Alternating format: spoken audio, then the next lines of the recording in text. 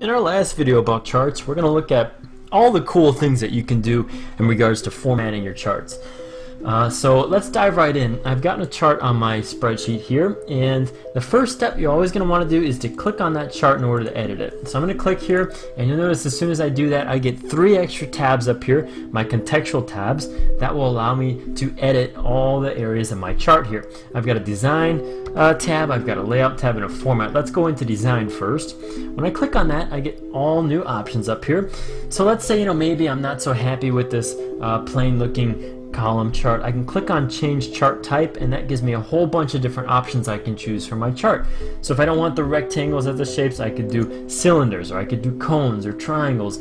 All these different options. I'm going to go with the cylinders here, and when I hit OK, that changes the shape for me. So that's kind of cool. I can also change the whole look of my chart too, in terms of the colors, the positioning, that type of thing, and those are called your chart styles. That's what these little icons are up here. If I click the drop down in the bottom right, that gives me a whole list to choose from. I can choose all these different colored charts. I can choose a black background. I can choose these kind of rotated charts a little bit. I'm going to see how this black one looks.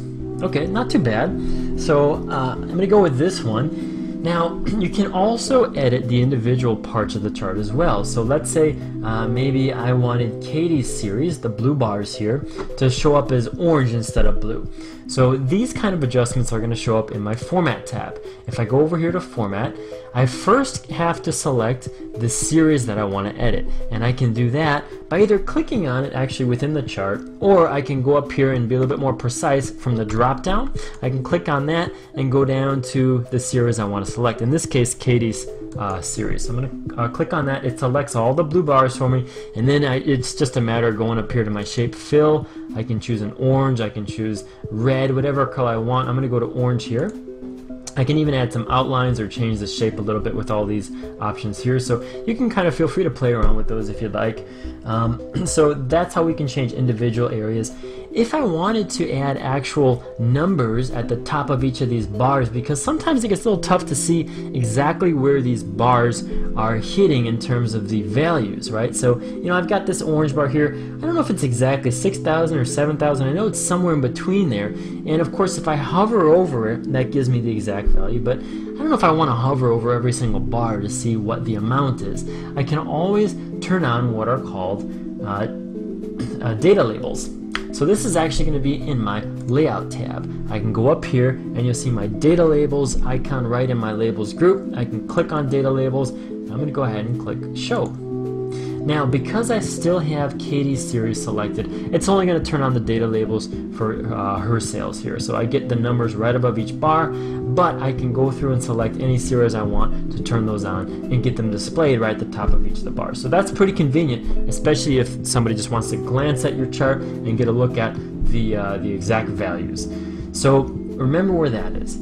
You can also change a couple different things, like the titles of your axes. You can turn those on. You can change the chart title if you want, adjust where our legend is positioned, and we can do all that again with our layout tab. Let's check out our axis titles first. I'm going to click on that icon, and we've got a horizontal axis title or a vertical axis title. We're going to start with our vertical one, and I'm going to choose the rotated title. When I click on that, it adds it right to the left of my vertical values.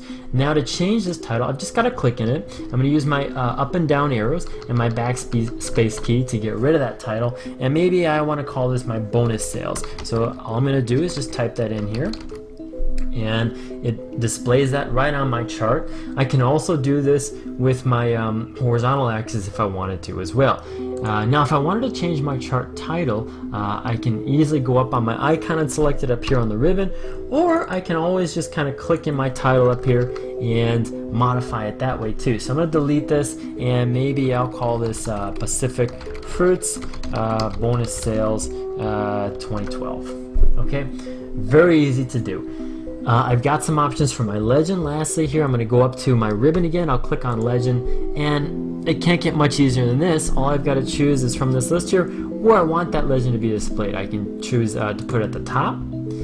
It doesn't look too bad there. On the left, I don't know if I like that as much though.